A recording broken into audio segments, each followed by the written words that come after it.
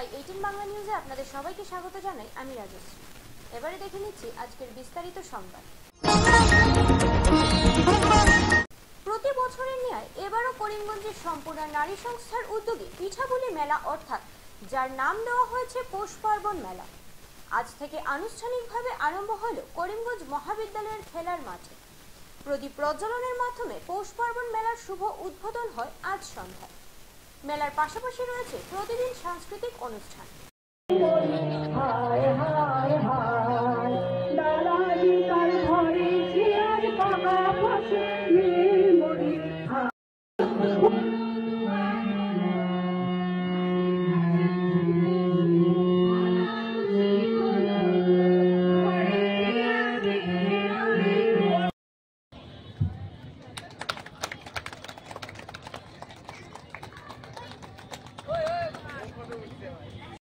পৌষ পার্বণ মেলা মানেই তো নাচ গান, তার সাথে ধামাই ধামাই তো হতেই হবে নাচ গানের সাথে।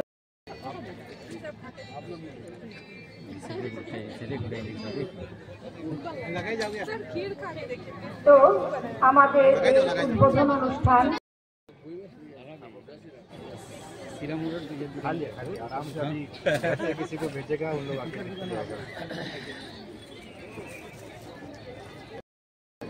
बाम्बू बाम्बू पीठा स्टिकी राइस ना, स्टिकी राइस नहीं बाम्बू पीठा बोलता है ना। छोटा छोटा बच्चा लोग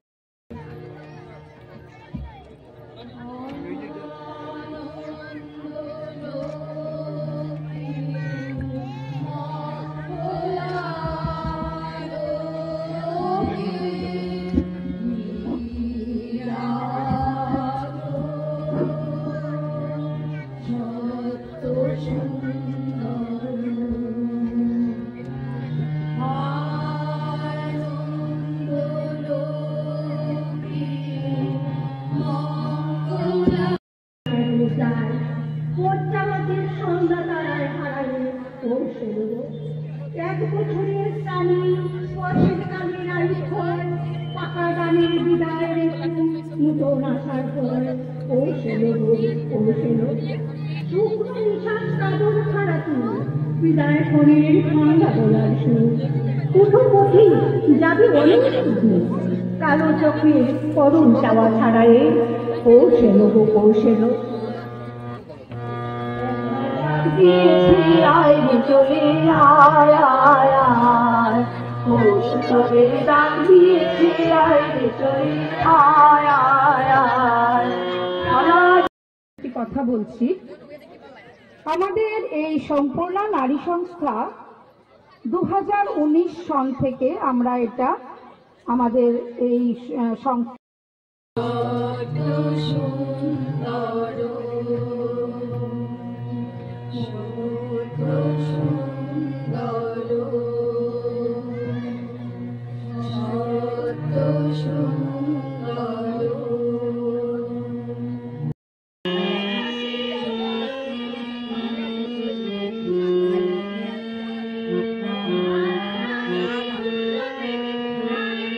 শুরু করেছি।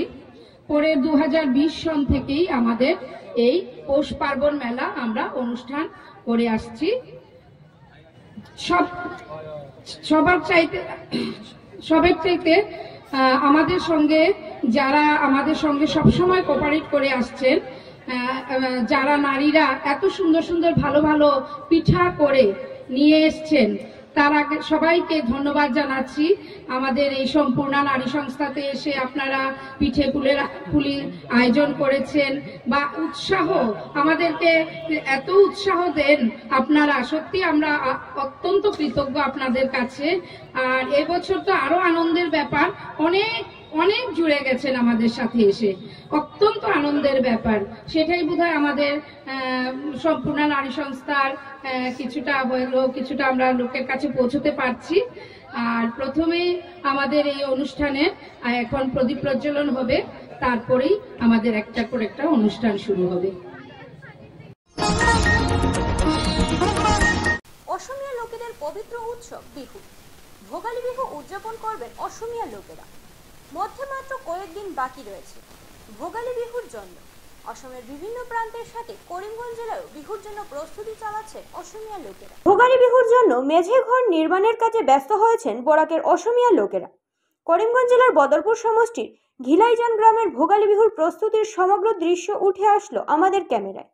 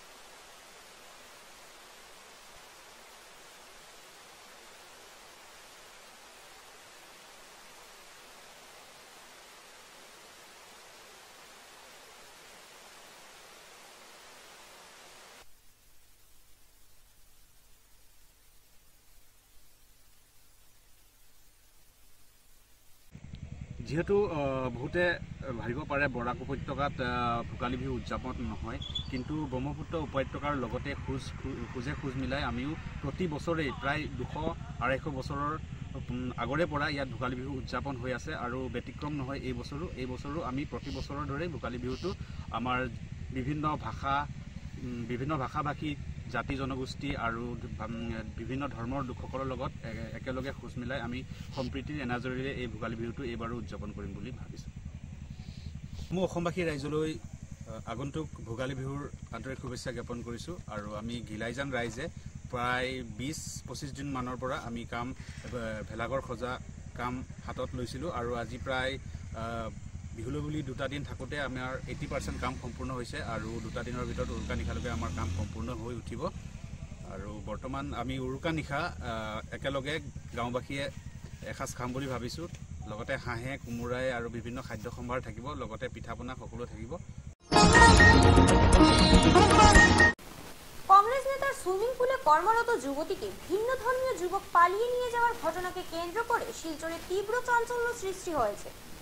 যুবতী লাভ জিহাদের বলি হয়েছে বলে অভিযোগ করে সরব হয়েছেন বজরং দল। প্রেমের বাহানায় যুবতীকে বাংলাদেশ সরবরাহ করা হয়েছে বলে সন্দেহ বজরং দলের।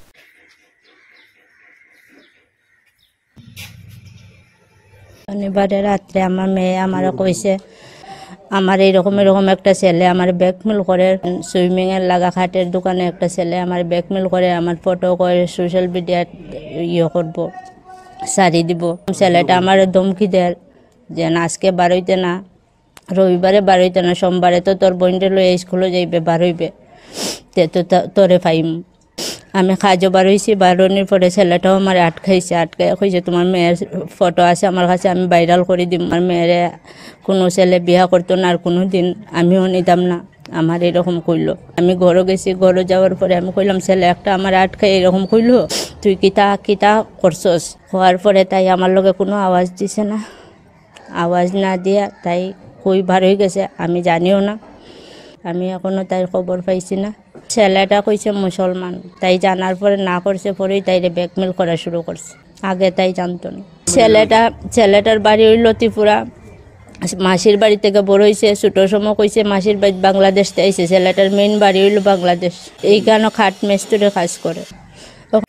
যে লাভ জিহাদের মাধ্যমে একটা ইন্টারন্যাশনাল সিন্ডিকেট আমরা এখানের মধ্যে কাজ করে, যেটার একদম চাক্ষুষ প্রমাণ এটা, যে একটা মেয়েরে ব্ল্যাকমেল করিয়া কিভাবে নেওয়া করা, এটা কিন্তু আজকে প্রথম না শিলচরে।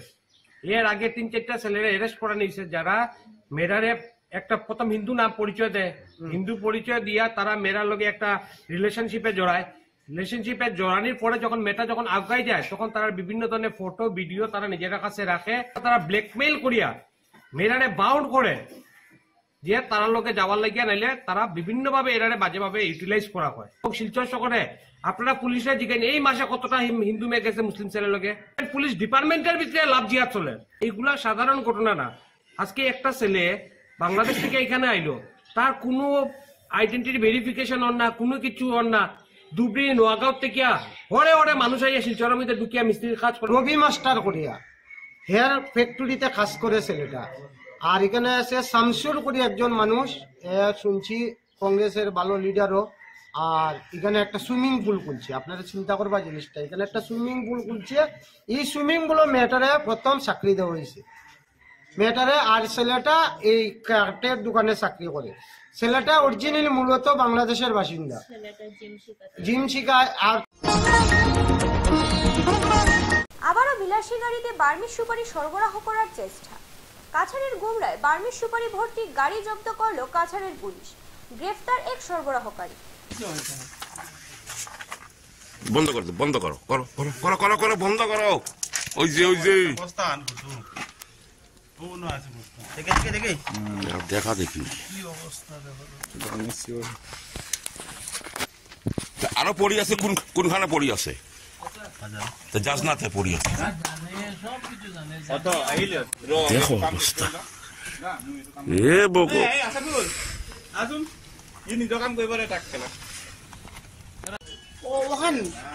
গাড়ি কিনতাম রে বা, আমার দিস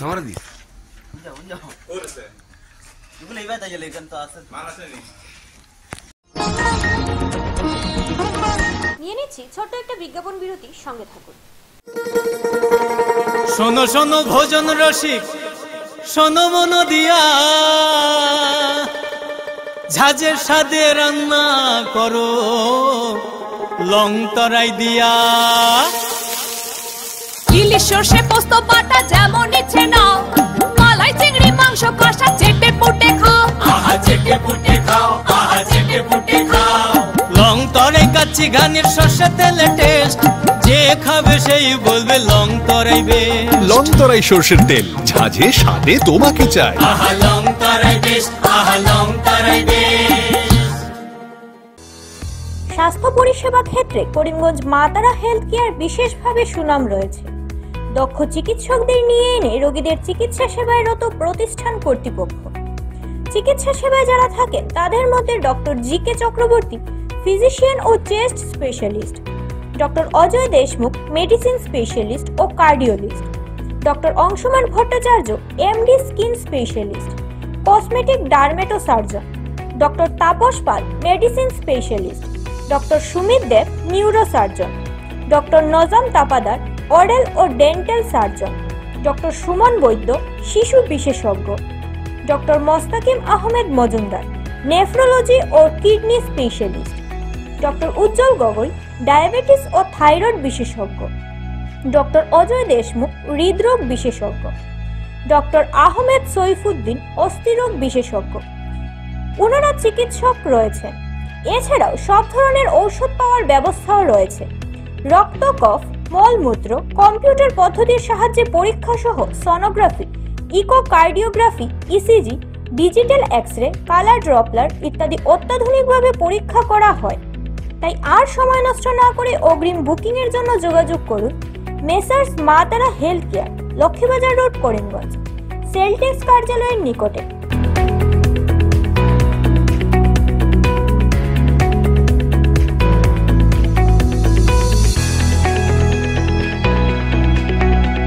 আমাদের যোগাযোগ নাম্বার 7896065923 এবং 8876337065 এবং 9435585637 এবং 9127420429।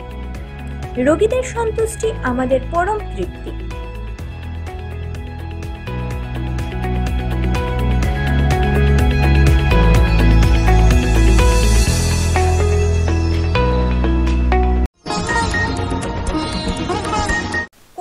মহর্ষি বিদ্যা মন্দিরের ডাকে করিমগঞ্জে এলেন বিশিষ্ট কলকাতার বিজ্ঞানী ডক্টর দেবপ্রসাদ।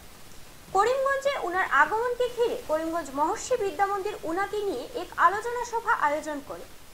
আলোচনা সভায় বিভিন্ন বক্তব্য রাখেন উনি সাংবাদিকদের ক্যামেরার সম্মুখে। কি বললেন উনি তা শুনে নেওয়া যাক।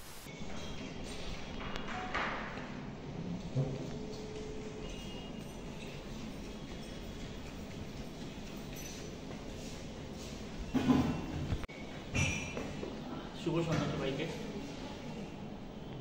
আজকের এই সাংবাদিক সম্মেলনের আসল উদ্দেশ্যটা হলো গিয়ে, মুখ্য উদ্দেশ্য যেটা হলো গিয়ে একজন জগৎ বিখ্যাত বিজ্ঞানী ডক্টর দেবীপ্রসাদ বুয়ারির স্যারের সাথে সবাইকে পরিচয় করা। আসাম সায়েন্স সোসাইটি করিমগঞ্জ শাখা এবং মহর্ষি বিদ্যা মন্দির করিমগঞ্জের ডাকে সাড়া দিয়ে উনি এবার করিমগঞ্জে এসেছেন। তো আপনারা জানেন যে করিমগঞ্জের মহর্ষি বিদ্যা মন্দির এটা স্থাপিত হয়েছে মহর্ষিজির যে দর্শন অনুযায়ী, যে জীবন আনন্দময় এবং সমাজের প্রত্যেকটা নাগরিকের এই আনন্দময় জীবন উপভোগ করার অধিকার আছে। এবং এর জন্য মহর্ষিজি একদম একটা সিম্পল টেকনিক, যেটাকে আমরা বলি ভাবাতীত ধ্যান, এই টেকনিকটা দিয়েছেন।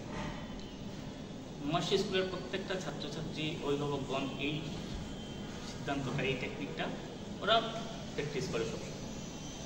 এবং এইগুলোর সাথে সাথে বিভিন্ন বিষয়, বিভিন্ন প্রায়োগিক বিষয়, বিভিন্ন সাংস্কৃতিক বিষয়ে আমরা কর্মশালাও করি। এবং এইটারই একটা ছোট্ট প্রয়াস স্যারের এই করিমগঞ্জের। বেশ কয়েক বছর আগে করিমগঞ্জ কলেজে আসার আমার একটা সুযোগ হয়েছিল এবং সেই সময় আমি যেটা লক্ষ্য করেছিলাম যে যদিও আয়োজনের থেকে বলতে গেলে হয়তো প্রচণ্ড আড়ম্বর করে কিছু নয়, কিন্তু আগ্রহ এবং সাধারণ মানুষ এবং বেশ কিছু ছাত্রছাত্রীদের মধ্যে তাদের উৎসাহ উদ্দীপনাটা আমাকে খুব ছুঁয়ে গেছিল। সেই জন্যই আবার বেশ কয়েক বছর পরে ফিরে আসা। তার থেকে বড় কথা, আমি ভারত সরকারের দু একটি সংস্থার সঙ্গে যুক্ত। তার একটা হচ্ছে TIFAC, technology information forecasting assessment council. এটা হচ্ছে ভারত সরকারের অফিসিয়াল থিঙ্ক ট্যাঙ্ক। এরা ভারতের ভবিষ্যৎ নিয়ে, ভবিষ্যতে কোন জায়গায় যেতে পারে ভারত এবং যেতে গেলে কী কী করতে হবে তা নিয়ে এরা কাজ করে। আমরা কিছুদিন আগে 2012 থেকে টেকনোলজি ভিশন 2035 বলে একটা প্রোগ্রাম হয়েছিল, যেটা টার্গেট ছিল যে 2047 স্বাধীনতার 100 বছর উপলক্ষে ভারত পৃথিবীর কোন জায়গায় আসতে পারবে। তাতে সমস্ত পরিসংখ্যান আন্তর্জাতিক দিক থেকে দেখতে গেলে, আমাদের জাতীয় দিক থেকে দেখতে গেলে আমাদেরকে জানিয়েছে যে ভারত এখন পৃথিবীর প্রথম 5টা দেশের মধ্যে তার স্থান পেয়েছে বিজ্ঞান এবং প্রযুক্তিতে। এখন প্রশ্ন ওঠে, ভারতের এই যে প্রচণ্ড উন্নতি যেটা ঘটেছে, মাত্র 76 বছর আগে আমরা স্বাধীনতা পেয়েছিলাম, তখন আমাদের যে অবস্থা ছিল তার থেকে আজকে আমরা প্রথম 5টা 6টা দেশের মধ্যে এসেছি। এটার পেছনের কারণটা, এর পেছনের কারণটা যদি দেখা যায়, দেখা যাবে যে আমাদের যে সমস্ত scientific and technological policy decision নেওয়া হয়েছে সেগুলো কিন্তু মোটামুটি অনেক ভেবেচিন্তে নেওয়া হয়েছে। এক্ষেত্রে আমার এক খুব কাছের মানুষের কথা আমি বলতে চাই, যিনি এখন আর নেই। তার জীবনের শেষ কয়েক বছরের সঙ্গে আমি খুব ওতপ্রোতভাবে জড়িত। একটু বিখ্যাত ব্যক্তিত্ব ডক্টর এপিজে আব্দুল কালাম, তার সঙ্গে আমার খুব হার্দিক সম্পর্ক ছিল। তিনি যে কথাটা আমাকে বারবার বলতেন, আমরা যখন বারবার বিভিন্ন মিটিংয়ে বা উনি ফোনও করতেন, আমি ফোন করতাম, যাই হোক, যে ভারতবর্ষ ঠিক করে নিয়েছে বিজ্ঞান এবং প্রযুক্তিতে হঠাৎ করে বড় বড় কোনো প্রজেক্ট না করে ছোট ছোট ছোট ছোট প্রজেক্টের মাধ্যমে ধাপে ধাপে সিঁড়ি বেঁধে উপরে ওঠা, যেটা সব থেকে ভালোভাবে লক্ষ্য করা যায় মহাকাশ বিজ্ঞানের। আমরা যদি মহাকাশ বিজ্ঞানের ইতিহাসটা দেখি, যে 1960-এর দশক থেকে শুরু করে সারা পৃথিবী যখন শুরু হয়েছিল, তখন কিন্তু অনেক বড় বড় ব্যাপার হয়েছে। চাঁদে মানুষ নেমেছে, অন্য গ্রহের দিকে পাঠানো হয়েছে, আমাদের সৌরজগতের বহিরাঞ্চলটা কেমন তার জন্য পাঠানো হয়েছে ভয়েজারকে। ভারতবর্ষ কিন্তু সেটা করে। খেয়াল করে দেখবেন, তারা শুরু করেছিল প্রথমে পৃথিবীকে দিয়ে, রিমোট সেন্সিং দিয়ে, তারপরে টেলিযোগাযোগ ব্যবস্থা দিয়ে, রোহিণী বা আর্যভট্ট স্যাটেলাইটের মধ্যে। প্রতিটা ক্ষেত্রে তাদের পারদর্শিকতাকে প্রমাণ করে, সেই পারদর্শিকতার উপর নির্ভর করে তারা আরেকটা নেক্সট হায়ার স্টেপে গেছে, যার পরিণাম আমরা দেখছি মঙ্গলযান, চন্দ্রযান 1, চন্দ্রযান 2, চন্দ্রযান 3, আদিত্য, এক্সোস্যাট এবং গগনযান। সুতরাং সেই ক্ষেত্রে মনে রাখতে হবে যে ভারতের আজকে যে জগৎ সভায় আসন করে নেওয়া, সে আসন করে নেওয়ার পেছনে একটা সুন্দর পলিসি কাজ করেছে। সব থেকে যেটা ভীষণ দরকার সেটা হচ্ছে হিউম্যান রিসোর্স ডেভেলপমেন্ট। আজকে আমরা দেখতে পাচ্ছি ইসরো অনেক সফল হচ্ছে। আজ থেকে 10 বছর পরে তার এই সাফল্যকে বজায় রাখতে গেলে দরকার তরুণ প্রজন্মকে। আর আজকের তরুণ প্রজন্ম যারা আজকে হয়তো স্কুলে বা কলেজে পড়ছে, তারাই আজ থেকে 10 বা 15 বছর পর তারাই রকেট পাঠাবে, তারাই নতুন নতুন গবেষণা করবে, তারাই নতুন নতুন পরীক্ষা নিরীক্ষা বা এক্সপেরিমেন্ট করবে। সুতরাং তাদেরকে যাতে ঠিকমতো তৈরি করা যেমন দরকার, তাদেরকে খুঁজে বার করাটাও একটা বিরাট বড় কাজ। কাছাড়ের গুমরায় উদ্ধার হলো যুবকের রহস্যজনক মৃতদেহ। গুমরার খেলমা প্রথম খণ্ডে রাজপথের কাছে উদ্ধার মৃতদেহ। উদ্ধার হওয়া মৃতদেহ কালাইন কলেজ রোডের রসেন্ট বৈষ্ণবে। মৃতদেহ উদ্ধারকে ঘিরে চাঞ্চল্য এলাকায়।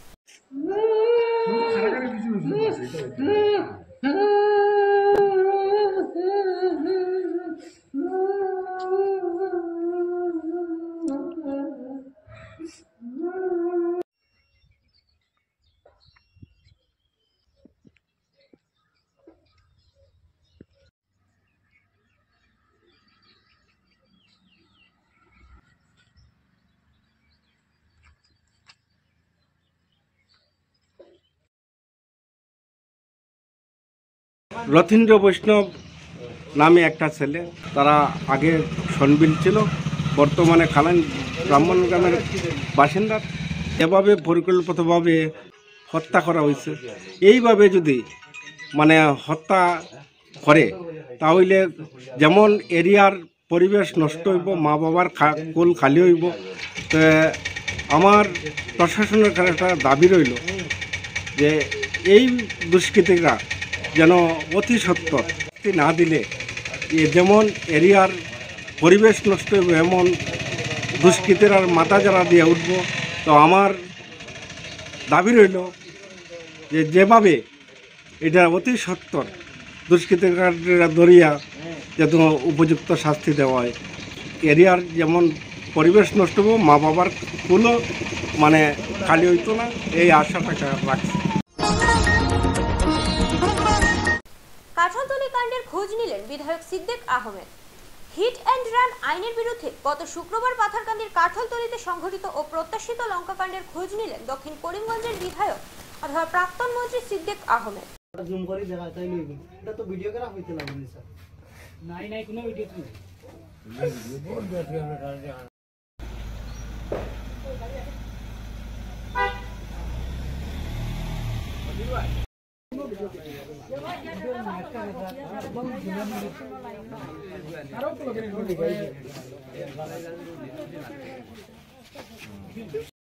আজ যাওয়ার পরে কালকে আমি আবার স্কুলকে বই আলোচনা করিয়া মোটামুটি আপনার খবর লইব আপনার মাস্টার সাহেব আসবেন, প্রফেসর আসবেন,